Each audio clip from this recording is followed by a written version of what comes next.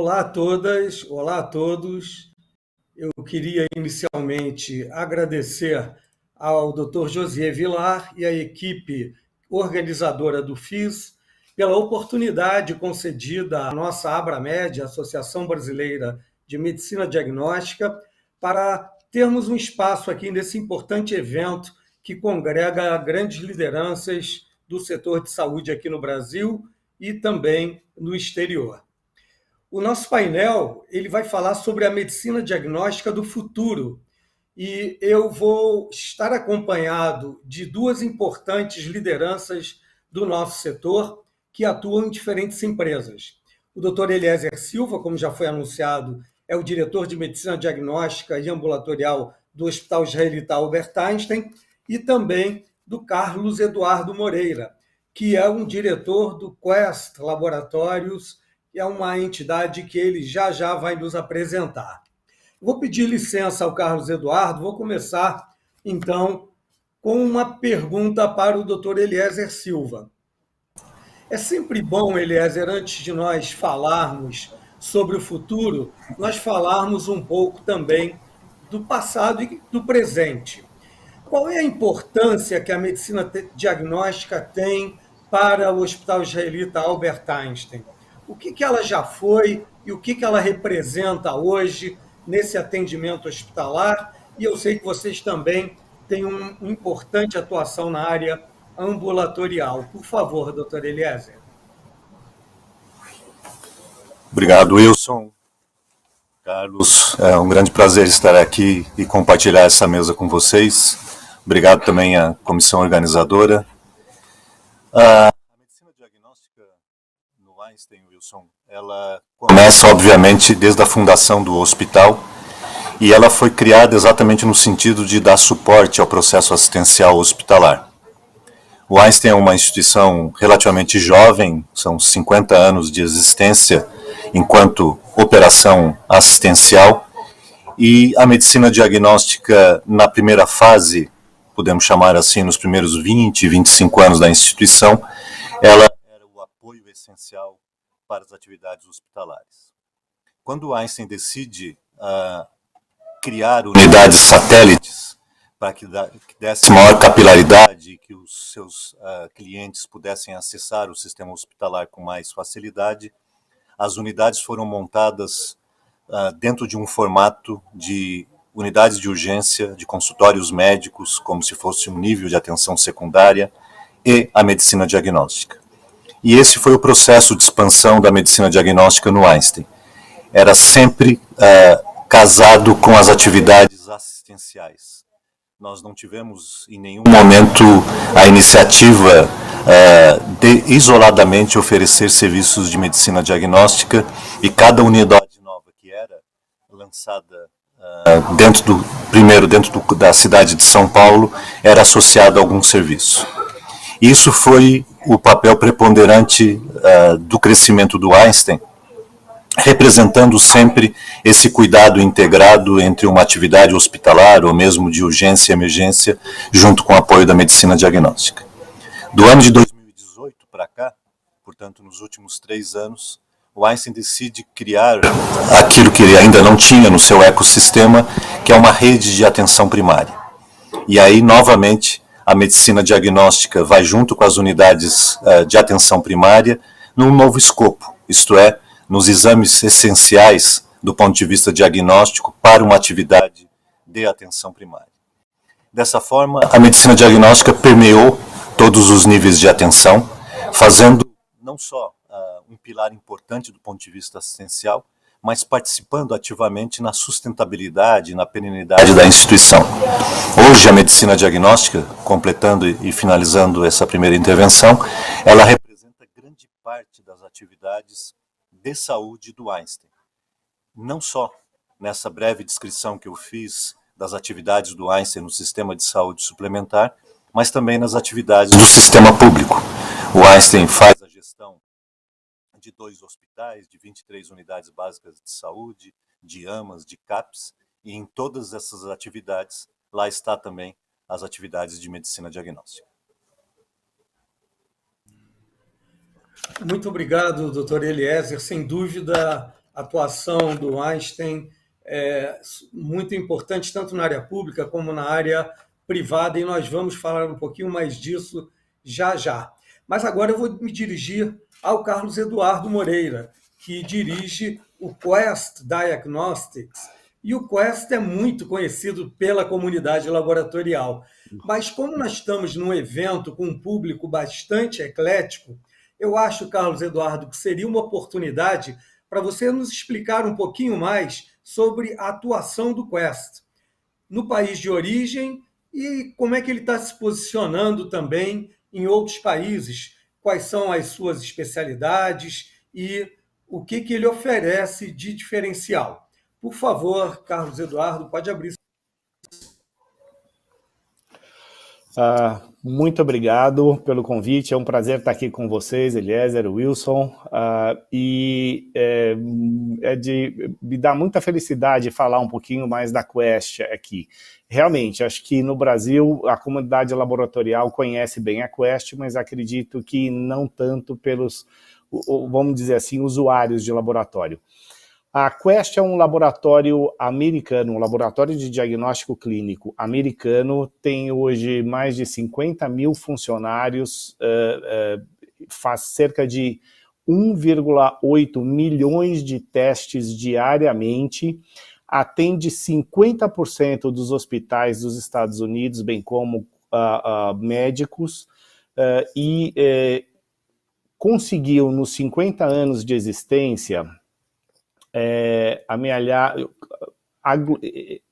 juntar, na verdade, 56 bilhões de data points. Eu acho que aí, Wilson, começa um pouquinho a diferenciação da Quest. A Quest aqui no Brasil, eu sou responsável pela região que cobre o Caribe, a América do Sul e o Brasil, e aqui no Brasil, essencialmente, somos um laboratório de apoio a laboratórios. O que significa isso? Então, os laboratórios aqui no Brasil, de diagnóstico clínico, que muitas vezes, por terem testes que não têm assim um volume, vamos dizer, interessante, que tem são de alta complexidade, envolve uma tecnologia que muitas vezes é muito custosa, é trabalhosa, é difícil.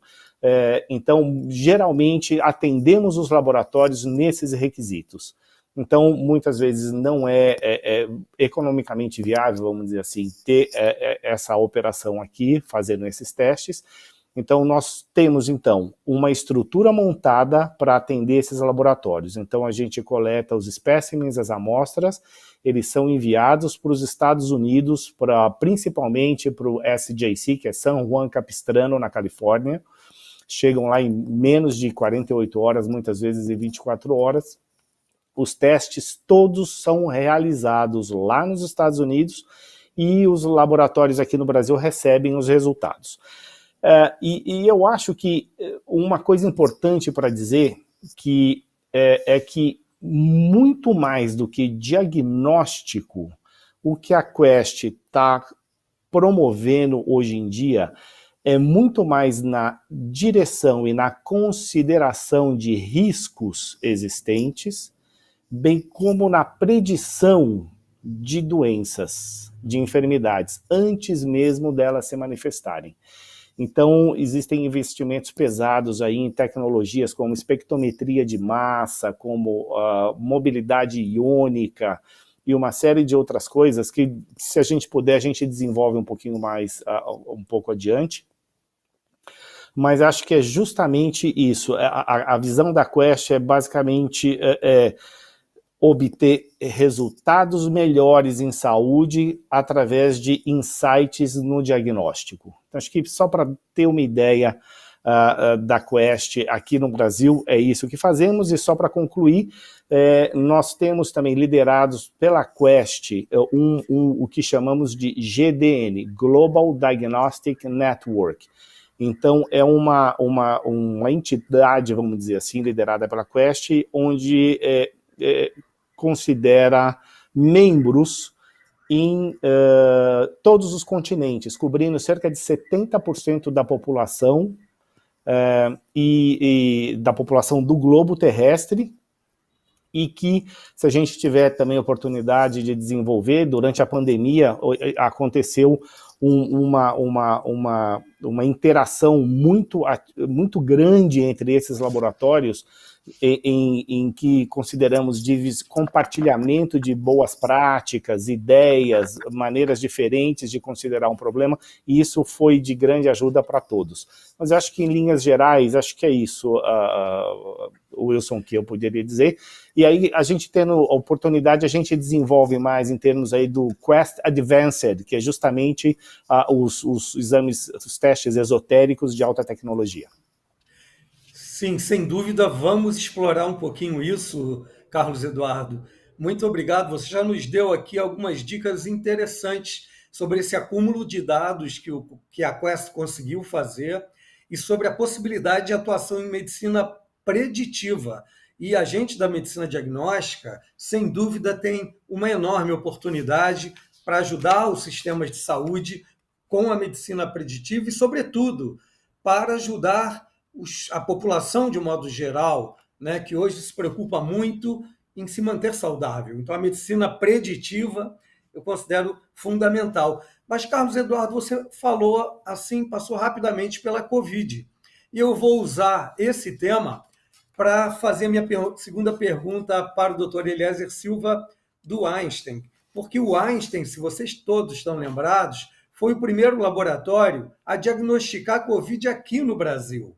E eu queria saber do Dr. Eliezer o que isso representou internamente para o Einstein. Eu lembro que no início ninguém queria comparecer a hospitais, toda a população estava um pouco receosa de ser contaminada, mas essa experiência dentro do Einstein, que ainda está nos bastidores, eu espero que você nos revele aqui agora, Dr. Eliezer.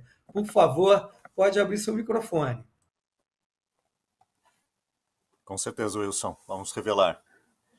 Eu acho que, em primeiro lugar, o Einstein resolveu, em janeiro de 2020, criar um comitê permanente que se reunia inicialmente semanalmente e depois diariamente para o enfrentamento da Covid-19.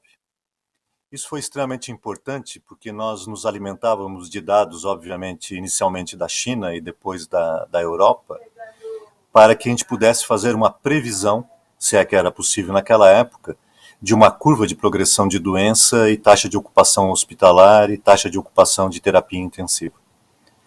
Isso foi muito usado, tanto aqui no Morumbi, no sistema privado, quanto no público, para nós provisionarmos recursos desde EPIs, recursos humanos, tecnológicos, ventiladores e assim por diante.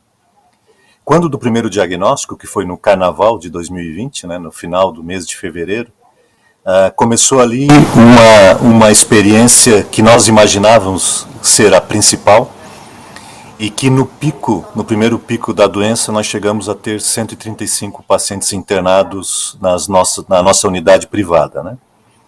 Tivemos também uma experiência fantástica que foi a criação do Hospital de Campanha do Pacaembu, onde lá nós criamos em cerca de 12 dias 200 leitos para atendimento de baixa complexidade. E aí 2 fenômenos eu gostaria de destacar aqui. Um, obviamente, que é o tema da nossa conversa, do ponto de vista da medicina diagnóstica. Nós tivemos que desenvolver a nossa área de biologia molecular sobremaneira. Nós já tínhamos essa área bastante desenvolvida do ponto de vista científico, mas precisamos criar adicionalmente uma capacidade operacional brutal em função não só dos exames coletados no sistema Einstein, mas desde aquela época e até hoje, nós apoiamos o Instituto Butantan na realização de exames de RT-PCR. Então foi uma área que da noite para o dia, literalmente, ela se equipou tanto do ponto de vista de recursos, quanto até de processos, de agilidade, para dar conta da demanda que se avizinhava, né? Em paralelo, uma outra área da medicina diagnóstica foi fundamental, que foi a área de imagem, na medida que os processamentos de exames relacionados, obviamente, a pulmão, foram demandados de uma maneira bastante intensa, dando suporte tanto à unidade de pronto atendimento, quanto à unidade de terapia intensiva. E em contraste a esse furor e apoio que nós tivemos que criar em função do número crescente de pacientes com Covid-19, nós observamos, assim como outras instituições de medicina diagnóstica, os pacientes eletivos desapareceram das nossas unidades. Eu lembro de um dos dias aqui no Morumbi, obviamente a gente não fez home office, né? Eu não encontrei num espaço aí de quase 100 metros percorrendo a instituição nenhuma pessoa. Literalmente nenhuma pessoa. Não é nem funcionário, nem paciente, não existia ninguém. Isso assustou a todos nós, numa perspectiva algo apocalíptica, né, que a situação realmente era de extrema gravidade. Mas, com todo esse aprendizado, nós nos preparamos a mais do que a demanda. E aquilo que nós imaginávamos ter acontecido, que iria acontecer em 2020, acabou acontecendo em 2021, onde simultaneamente nós tivemos 303 pacientes internados, isto é, mais que o dobro da primeira onda, e quase 100 pacientes em ventilação mecânica. Desde salas de aula, espaços de endoscopia, áreas de imunização, se transformaram novamente em leitos hospitalares e tivemos que criar um hospital de campanha dentro da estrutura do Morumbi. Foi novamente uma capacidade de superação e, como vocês devem imaginar, isso não aconteceu só na ponta, só no nível assistencial, mas, de novo, a medicina diagnóstica se estruturando do ponto de vista de processos e dando cobertura sempre em tempo real a todos esses procedimentos, porque era dependente dessas atividades para que eu pudesse assistir adequadamente os pacientes e também fazer o processo de alta muito mais rápido do que o habitual. Então nós vivemos esses dois picos, com magnitudes diferentes, com impactos assistenciais diferentes, mas a gente tem muito orgulho de ter entregue uma qualidade muito grande aos nossos pacientes, de novo, tanto no sistema público quanto no privado, com taxas de mortalidade bastante baixas e com incorporação de recursos humanos e treinamento e tecnológico também muito rápido. Vários pacientes de forma simultânea foram submetidos à circulação extracorpórea e, novamente, destaque a medicina diagnóstica, dando apoio aos intensivistas nessa prática de circulação extracorpórea, porque eu preciso praticamente em tempo real de gasometria, eletrólitos, coagulograma e assim por diante, para manter esses pacientes sob circulação extracorpórea, às vezes por 2 a 3 semanas. E muitos desses pacientes tiveram alta e não vieram a falecer dentro do Einstein. Então, em resumo, esse foi um pouco da nossa jornada, que, repito, a gente teve muito orgulho de passar por ela, e hoje, para contextualizar os números, falei em 135, falei em 303, hoje, dia 12 de novembro de 21, nós temos apenas 8 pacientes internados em todo o Morumbi, e destes, apenas 2 em ventilação mecânica. Obrigado.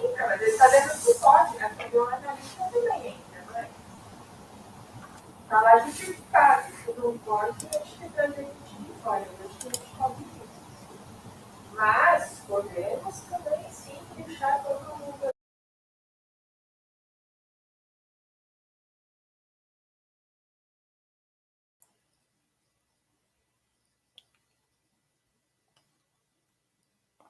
Um pouco que você estava falando, Carlos. Você está me ouvindo, Carlos? Você pode. Agora eu estou. Você pode repetir, Eliezer? Quer que eu desenvolva um pouquinho? Isso. O Wilson está de volta. Voltou. Tá.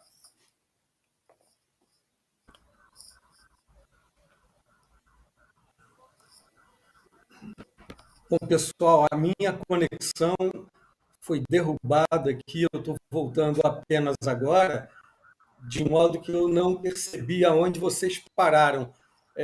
Eu lembro respondendo, não sei se concluiu, Eliezer. Eu acabei de concluir e a palavra é sua, Wilson. Tá, muito obrigado, peço desculpas. Então, já que nós estávamos falando um pouquinho da Covid e o Carlos Eduardo já nos deu uma pequena demonstração do que aconteceu na Quest, agora sim, Carlos Eduardo, acho que seria uma oportunidade para você detalhar um pouquinho o que aconteceu de bacana e qual é o legado que a Quest vai ter aqui para o futuro em função da Covid, por favor. Claro, Wilson.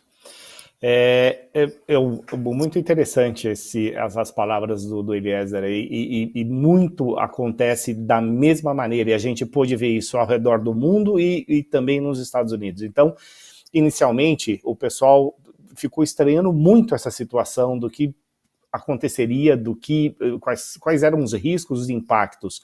Eu acho que a resiliência do time da Quest, mesmo lá nos Estados Unidos, e a capacidade de planejamento, eu acho que o senso de orientação da Quest, tendo ciência da importância da testagem, investiu pesadamente em colocar, assim, da noite para o dia, mais de 25 centros em diferentes pontos dos Estados Unidos para se realizar a testagem.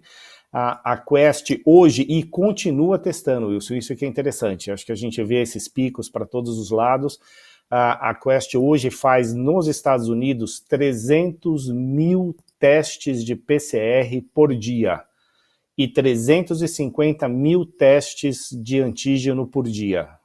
Essa é a capacidade e está, assim, por vários meses sendo atingida. Então, isso foi importante para a gente, porque muito fortemente nos Estados Unidos a Quest prestou um serviço muito importante para empresas, tanto para comensurar o risco dos funcionários, porque muita gente não pôde ficar em casa. Então, a Quest acho que foi muito rápido nisso também, e quem puder ficar em casa, ficou em casa, e os PSCs, são mais de 6.800 PSCs, postos de atendimento nos Estados Unidos, e 30 mil pelo mundo afora com os parceiros, com os membros, né, do GDN.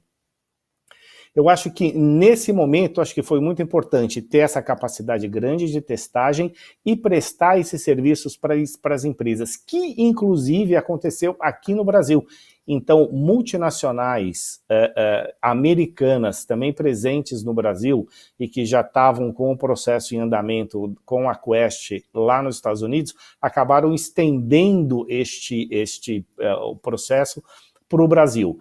E aqui foi interessante, seja no momento em que os laboratórios estavam com a capacidade no máximo e não conseguiam absorver todos os testes, sendo a gente enviando para os Estados Unidos ou com membros do GDN ou parceiros aqui no Brasil realizando localmente os testes, a gente conseguiu também fornecer uma ajuda importante, eu acho, para as empresas aqui no Brasil, e principalmente empresas multinacionais americanas. E eu acho que, em termos de legado, Wilson, o que acontece foi que a gente acabou tendo que se mobilizar de uma maneira tão intensa e forte, principalmente com os membros ao redor do mundo. Então, foi muito fortemente causado pelas necessidades geradas pela Covid, mas que agora a gente já vê os ganhos e o legado que vai aparecendo. Eu vou dar alguns exemplos. Então, o compartilhamento de boas práticas, por exemplo, foi muito importante. Mas você está fazendo assim, tenta fazer isso, divide uma coisa de tal maneira, ou seja, foi ajudando. Vocês devem se lembrar que logo no começo, ou logo nos primeiros meses, existia uma falta muito grande de insumos, luva, máscara, kit, essa série de coisas. Então, a Quest, por ter uma organização na China, inclusive, onde, vamos dizer assim, é o centro fornecedor mundial, global, vamos dizer assim, eu acho que conseguiu ajudar todos os parceiros e tudo mais na indicação de onde conseguir, como conseguir os supplies, as coisas que foram necessárias. E também, por causa dessa interação, hoje a gente já tem funcionando uma rede com todos esses membros onde são discutidos data points. De novo, voltamos para as informações que são geradas a partir dos diagnósticos, logicamente tudo anonimizado, tudo com total segurança e proteção de dados, mas que, por exemplo, estão gerando vários estudos que estão sendo realizados. Olha só que interessante. Por exemplo, eu vou dar aqui uma coisa muito rápida. Em termos de LDL, a gente consegue verificar que a população do Brasil, do Canadá e da Europa tem aspectos e comportamentos semelhantes que são, ao seu modo, muito diferentes do que acontece na população dos Estados Unidos com o LDL ou da China. Olha só que coisa interessante. Então, isso preconiza considerações, tratamentos, estratégias e até mesmo governamentais completamente diferentes. E eu acho que isso também, pelo motivo da Quest nos Estados Unidos trabalhar muito proximamente ao FDA, e a gente aqui muitas vezes com a Anvisa também, em alguns casos, e muitas vezes lá junto da Abramed, eu acho que acaba fazendo um legado absolutamente importante e expressivo. Sem dúvida, Carlos Eduardo, muito interessantes essas atividades da Quest em nível internacional, e eu acho que nós precisamos criar uma oportunidade para você trazer essas informações dessa experiência que eu acho que é inédita, né, de um laboratório atuando em tantos diferentes locais do planeta, né, trazer esses dados para nós conhecermos no Brasil. Muito bom. Doutor Eliezer Silva, como nós temos praticamente 10 minutos para encerrar esse nosso painel, eu vou emendar 2 perguntas aqui e depois eu vou seguir de volta para o Carlos Eduardo. Não há como falar no futuro sem falar em transformação digital. Nós já estamos começando a viver essa transformação digital também na saúde. Mas como é que está a estrutura do Einstein em termos de TI, em termos de troca de informações? Eu sei que, sob a sua direção também no Einstein, vocês têm a telemedicina. Como é que a telemedicina está se interagindo com a medicina diagnóstica? E quais são os planos para o futuro? Por favor, doutor Eliezer. Bacana, Wilson. Em relação à transformação digital, né, eu recebi essa tarefa no final do ano passado, que além das minhas atribuições na medicina diagnóstica ambulatorial, eu passei a coordenar esse programa de transformação digital. E a gente descobriu rapidamente que a questão da transformação ela é bem mais difícil do que o digital, né? Basicamente porque qualquer organização ela é formada de diferentes pessoas, com diferentes backgrounds, com diferentes formas de pensar, de comportamento, até do ponto de vista emocional. E transformação de uma empresa como Einstein, assim como outras grandes, ela passa necessariamente, de um lado, para uma organização de capacidades, né, para fazer essa transformação, e um desafio enorme, que é aproximar as áreas. E aí eu já vou também tocar na questão da telemedicina e da medicina diagnóstica. Então, uma das primeiras atitudes foi aproximar a TI, Big Data, que são 2 áreas separadas no Einstein, das áreas assistenciais ou das áreas de negócio, né? O que a gente viu de uma forma muito rápida é que, ao desenhar uma jornada de um paciente, e começamos pela medicina diagnóstica aqui no Einstein, existem questões relacionadas à estrutura do hospital, à forma como essas pessoas são atendidas, mas havia um distanciamento enorme desses processos da ponta que tem íntima relação com a experiência do cliente, daquilo que era a percepção da área de tecnologia. De tal sorte que, passado alguns meses, nós criamos um comitê estratégico aproximando essas diretorias e dali para baixo a participação gerencial até a formação das squads, nós ouvimos com frequência a seguinte expressão: eu não sabia que era para isso. Isto é, a questão do propósito da mudança de uma instituição, que além das questões de qualidade e segurança já tão bem reconhecidas, passam a entender as necessidades mais triviais dos clientes, e aí incorporando tecnologias dentro desse processo de transformação digital, necessariamente precisou que as pessoas entendessem o que era isso, né? E não de uma forma separada, e não através de requisitos, né, que eram encaminhados para a área de TI, ou para a área de Big Data, e não tinha nenhuma conexão com as atividades na ponta próximas ao paciente e ao cliente. Então, durante praticamente um ano, e começamos pela medicina diagnóstica, nós fizemos esse processo de criar um propósito único, uma estratégia única, e embarcar tecnologia na forma de pensar. e, portanto, na execução desses processos com um outro olhar, seja através de aplicativos, de totem de autorreconhecimento, de agendamento, de células de preparo, de consumo de resultados e assim por diante. E a telemedicina, que foi criada aqui no Einstein lá em 2012, ela começa suas atividades voltadas para alta complexidade, para pacientes de terapia intensiva. E nós, paulatinamente, mesmo antes desse processo mais estruturado da transformação digital, ou, melhor dizendo, desse processo mais desestruturado da transformação digital, a telemedicina começou também a se aproximar dos pacientes. E durante a pandemia, nós saltamos de 200 mil clientes que nós tínhamos na nossa base, de atendimentos direto do médico para o seu paciente, passamos para ter uma base de 2 milhões de clientes. E o mais interessante ao longo desses últimos meses é observar como o consumidor e o paciente aprendeu a utilizar o recurso tecnológico, inicialmente tratando das suas questões relacionadas à Covid-19, a ligação que a telemedicina tinha com a medicina diagnóstica e com serviços domiciliares para atender essa demanda que tinha a sua mobilidade restrita, por um processo muito mais contínuo relacionado à atenção primária, ao nosso programa Cuidar, à interface dentro de uma plataforma onde estão lá os serviços médicos, que é uma parte da transformação digital, mas absolutamente conectado desde o pedido do exame quanto da verificação dos resultados do exame, integrando dentro do processo assistencial.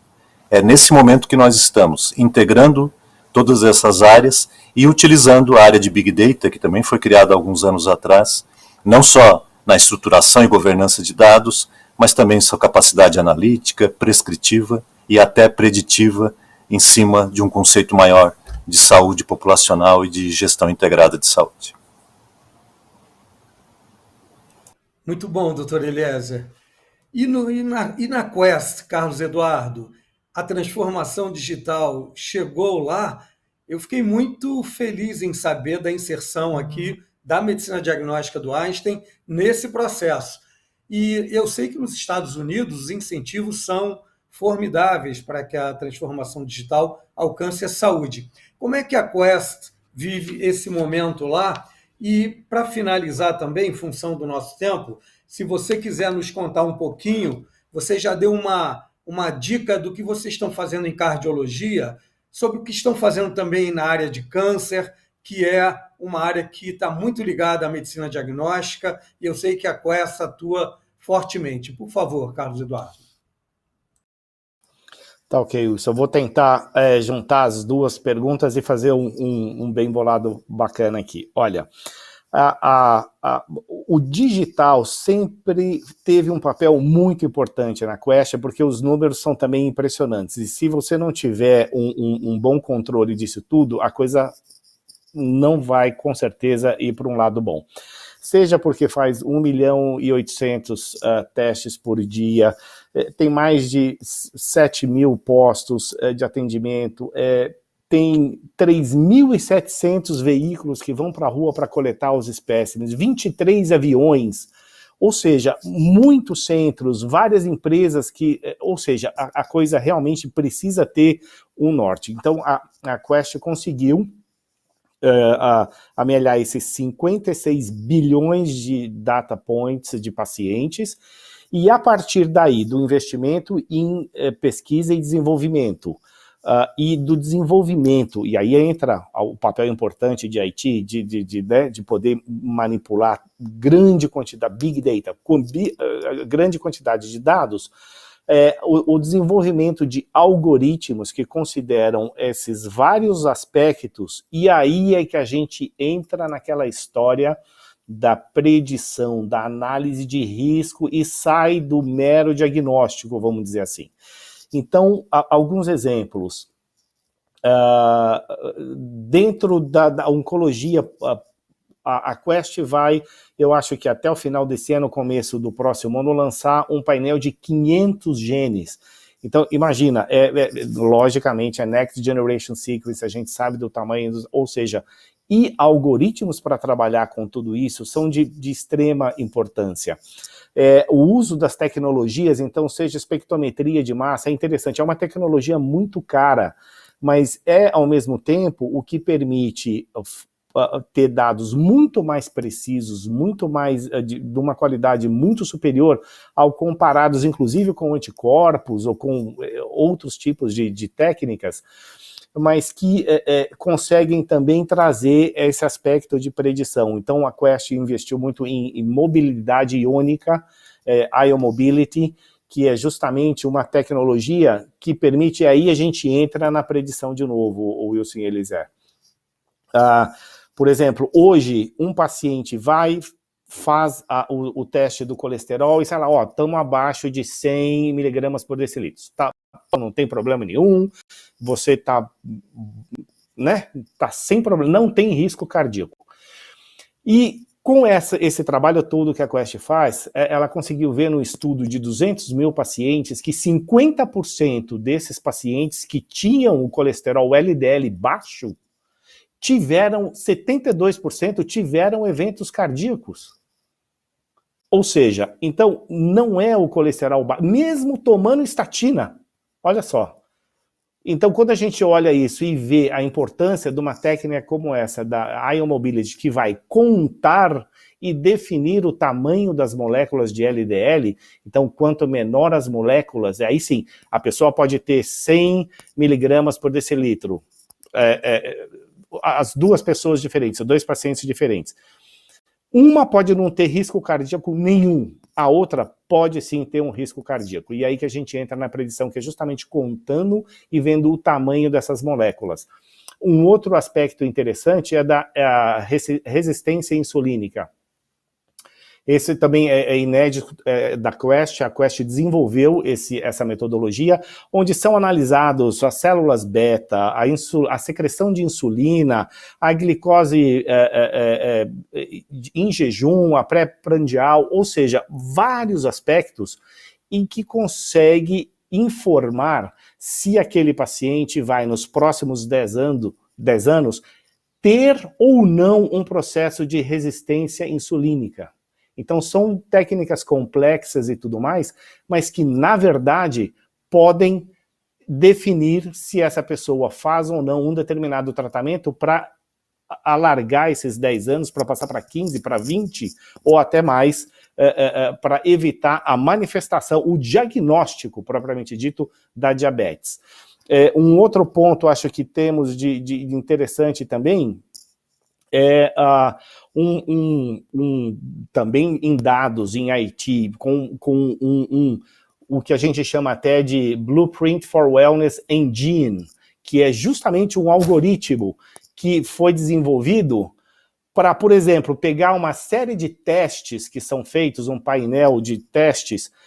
A Quest faz isso. A Quest tem 50 mil funcionários e uma vez por ano roda para todos os funcionários, é como se fosse um check-up. Então, desse check-up, por exemplo, a gente vê a cada 1.000, eu vou só comentar rapidamente alguns números, cada 1.000 participantes, a partir desta participação e do algoritmo que roda e que dá um relatório final, são geradas mais de 40 consultas médicas para falar de LDL, para falar de tireoide, de hormônios, esse tipo de... que antes, notem bem, não existia. Você sabe que o pessoal vai normalmente ao médico quando precisa. Nesse caso, fizeram e aí foram porque foram indicados. Foram, cada 1.000, 67 detectados com coloretal, câncer coloretal, 29 com diabetes, 15 com problemas de doenças crônicas renais, 37 foram para uma sessão com o médico, uma consulta com o médico, para discutir assuntos ou ter uma segunda opinião. 120 com pré-diabetes, ou seja, em cada 1.000, vocês imaginem quando a gente passa isso para a população. Então, eu acho que até isso é uma das coisas no futuro. Então, por exemplo, esse de resistência insulínica e de cardio IQ, que são os dois de cardio e de resistência insulínica, já estão disponíveis no Brasil. No próximo ano, a gente vai ter esse oncológico de painel com os 500 genes. Vamos ter aquele estudo todo para demência, onde você vai ver também com tecnologias muito boas e de alta tecnologia para predizer se a pessoa vai manifestar ou não. Não é diagnóstico. tem o diagnóstico, mas vai ser de novo para predição. Ou seja, são coisas interessantes que estão no caminho, que estão aparecendo e que eu espero a gente poder ter uma outra oportunidade para falar mais a respeito disso. Sem dúvida, Carlos Eduardo.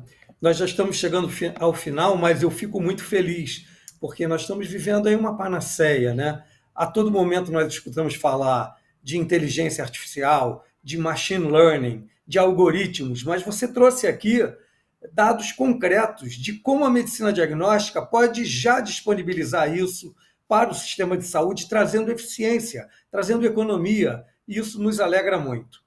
Bom, dito isso, eu vou passar para uma palavra final, uma rápida palavra final do Dr. Eliezer Silva e depois ao Dr. Carlos Eduardo, para que vocês também se despeçam da minha parte. Eu desde já agradeço mais uma vez ao Dr. José Vilar e à equipe FIS pela oportunidade que concederam à Abramed.